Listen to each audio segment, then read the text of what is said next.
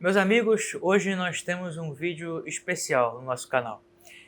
De longe, o vídeo em que eu mostro a minha biblioteca é o mais acessado por vocês e muitas pessoas me fazem perguntas a respeito dos meus livros antigos, né?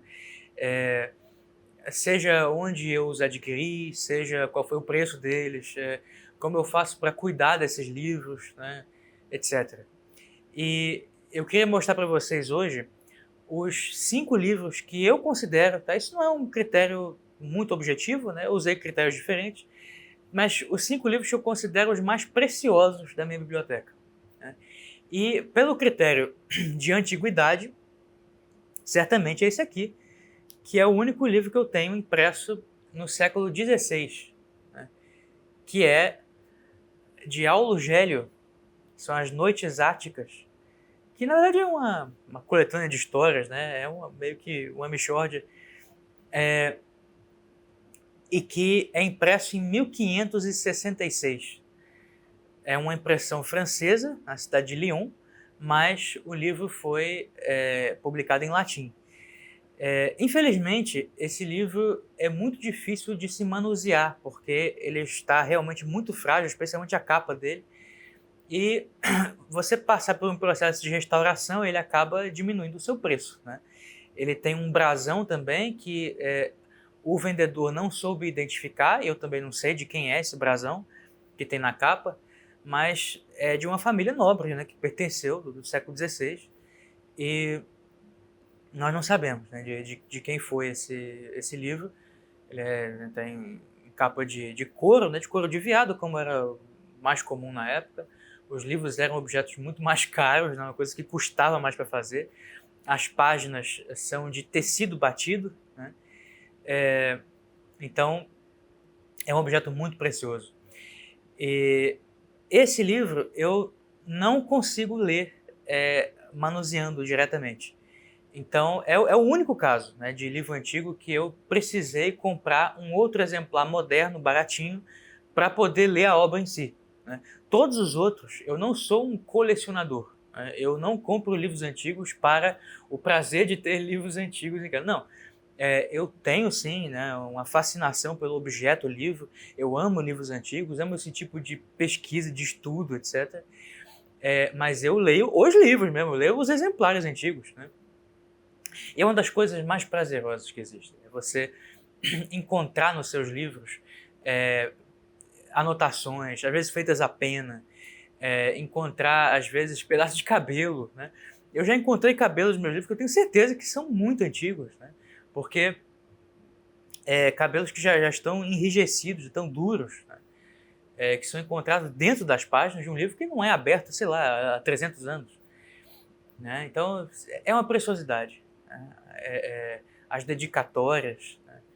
Então, é um dos maiores prazeres da pessoa que tem esse tipo de obra é você encontrar, quando você vai abrir um livro, encontrar uma anotação, encontrar alguma coisa assim.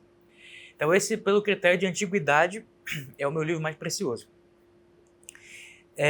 Um outro livro que é muito precioso que eu tenho aqui é essa segunda edição do Sistema da Natureza, né, do Barão Doubar, que foi publicado anonimamente, né? Ele usou aqui um pseudônimo, um nome falso, que é Monsieur Mirabeau.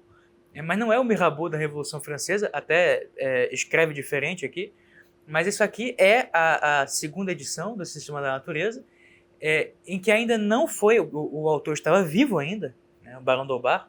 Isso aqui é de 1781, né, impresso em Londres, clandestinamente chegou à França, que o livro estava proibido já, e ele não indica, né, o nome verdadeiro do autor. Aqui realmente a intenção é enganar, né? Então é a segunda obra mais preciosa que eu tenho, muito bonita, né? As pessoas que não apreciam o iluminismo, né? Eu mesmo não sou um apreciador das ideias iluministas, mas fariam bem em ter um pouco mais de cultura em relação a essas obras, né? Ler essas obras, porque elas aprenderiam muito em relação ao estilo. Barão d'Holbach é um homem que não era sequer francês, mas escrevia num francês tão bonito, tão elegante, que é de fazer inveja. Então, o próprio Jean-Jacques Rousseau, você pega o discurso sobre a origem da desigualdade entre os homens, é uma obra assim, de uma habilidade retórica que faz lembrar um Cícero, um Bossuet, etc. Né? Um grande escritor, mas com ideias estúpidas. Né? É um desejo patológico de ser original. Né? Quem definiu isso muito bem foi Palissot. Rousseau, ele tinha um desejo patológico de ser original. Ele nem acreditava nas ideias dele, ele só queria falar uma coisa diferente do que estava sendo dito. Voltaire também. Voltaire é um dos maiores escritores da literatura francesa de todos os tempos, né? Um dos grandes dramaturgos, poetas, prosadores, né? Contistas, novelistas. Maravilhoso, né? Maravilhoso. Crítico literário também, de primeira. Então, um bom historiador, por mais que inventasse coisas, mas o estilo, né, do Barão d'Holbach nessa obra chama muita atenção.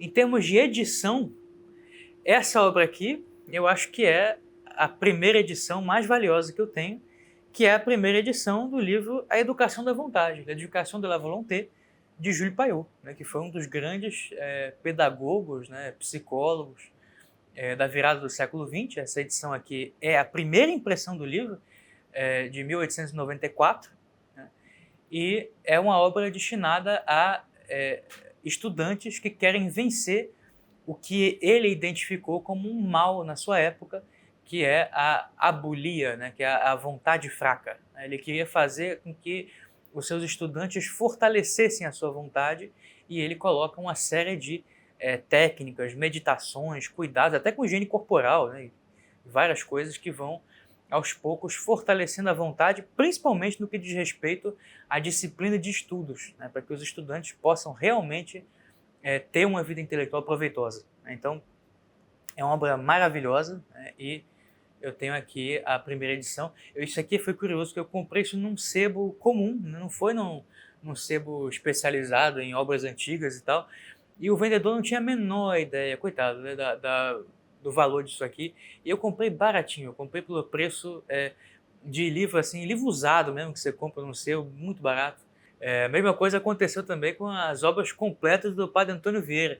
Isso foi um absurdo, né? Eu comprei por R$ 150 uma coleção de 15 volumes, R$ 10 o volume, uma edição preciosa, né? Das mais raras, das obras completas do Padre Antônio Vieira. A pessoa também não tinha a menor ideia do que estava vendendo, né? Então, é assim, né? Infelizmente no Brasil, se não tem profissionais qualificados, eles acabam vendendo as coisas sem saber. Tem um tesouro lá no comércio deles e eles nem sabem. Acho que eu vou deixar aqui, eu vou deixar no chão o livro. Não, vou deixar meu livro antigo no chão é brincadeira. Uma outra obra muito valiosa que eu tenho, que também não foi dado valor, né? Esse aqui foi comprado no eBay, né, por uma pessoa que eu acho que ela não sabia quem foi o indivíduo que assinou essa obra, mas ela tem uma dedicatória que é do tradutor, né? Isso aqui são as obras de Teócrito, uma edição, né, do final do século XIX, ela não é datada, mas ela tem uma dedicatória do tradutor, que é Paul Desjardins. Paul Desjardins foi um grande jornalista e um grande escritor francês da virada do século XX, que é mencionado inclusive por Marcel Proust, né, em Busca do Tempo Perdido. E está aqui a dedicatória dele, né, com a sua assinatura e tudo. E a pessoa não tinha a menor noção, né? Fora isso, é só uma edição regular das obras de Teócrito, uma tradução que eu creio competente, né? Pelo menos está escrita em bom francês. Eu não sei se é uma tradução fiel ao grego, porque infelizmente eu não falo grego, mas creio ser uma tradução célebre também, então imagino que é uma boa tradução. E a quinta obra, que eu já até mostrei aqui no canal no passado, que alguns de vocês já devem conhecer, é o Dicionário Histórico e Crítico de Pierre Bayle. Esse trambolho aqui é uma coisa imensa, né? Em 4 volumes, esse aqui é o primeiro. também todo trabalhado em couro, né, de veado, a capa, mas é surpreendentemente leve, considerando, né, o tamanho disso aqui. Essa obra é maravilhosa, né? Pierre Bayle, como filósofo, foi um desastre, mas como erudito, ele é um modelo de erudito. A obra é cheia de notas de rodapé. Esse dicionário, os verbetes, né? O verbete sobre Calvino, que é um dos mais célebres, ele faz uma descrição biográfica, né, e teológica das obras de Calvino, e isso é acompanhado de uma quantidade tão grande de notas de rodapé que você tem até páginas que tem 3 linhas escritas e o resto tudo é nota de rodapé, a página. E nas notas de rodapé, ele cita e comenta todos os autores que já falaram sobre Calvino e fala a opinião dele sobre cada um desses. Quando ele fala de sistemas filosóficos, né, ele analisa a obra de um filósofo, por exemplo, Platão. Ele fala o que diferentes autores disseram sobre Platão e vai contrastando, né, vai fazendo ali realmente uma obra dialética mesmo, uma análise profunda, né. É impressionante, é impressionante. Ele chega às vezes a conclusões absurdas, né. Ele é uma mente muito confusa, né. Pierre Bayle, ele oscilou a vida inteira entre o catolicismo, o protestantismo e o ceticismo, né? Terminou mais como cético mesmo. Então, era uma mente meio perplexa, talvez até pelo excesso de cultura e a falta de um ensino rigoroso, né? Ele foi educado em colégios jesuítas, só que recebeu muita influência da filosofia moderna, né, no seu tempo. Ele é do final do século XVII, né? A primeira edição desse dicionário sai em 1697, se não me engano. Essa edição aqui é de 1741. Por que eu coloquei essa edição como preciosa, uma das mais preciosas?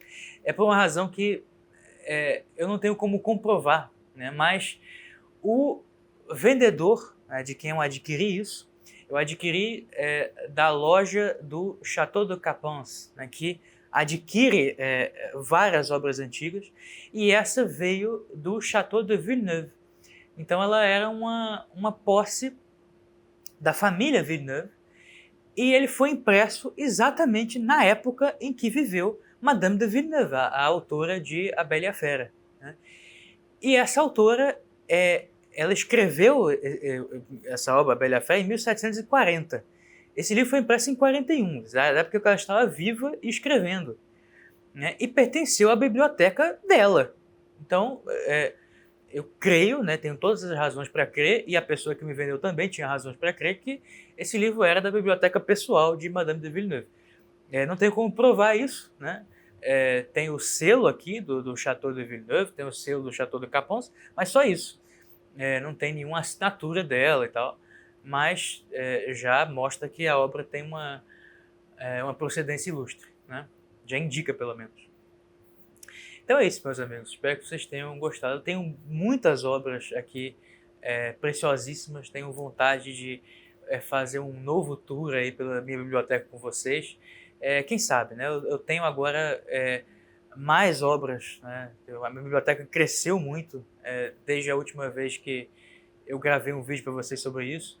Então vale muito a pena, né, mostrar algumas obras aqui, em vários volumes, inclusive, que eu adquiri e que são excelentes. Algumas delas já foram lidas, outras não, mas tem muitas preciosidades. Graças a Deus eu consegui montar, enquanto eu tinha dinheiro, né, uma biblioteca que é de valor, né? Eu decidi, não, eu quero fazer isso, né? Se eu não conseguir escrever nada que tenha valor, pelo menos que eu consiga reunir em um só lugar na minha casa uma biblioteca que condense um pouco da sabedoria que eu desejo possuir e que possa servir como que um símbolo, né, dessa cultura universal. Isso aí eu queria ter conseguido já, né? Agora a segunda parte, que é a mais desafiadora, vamos ver. Acho que com o tempo vem.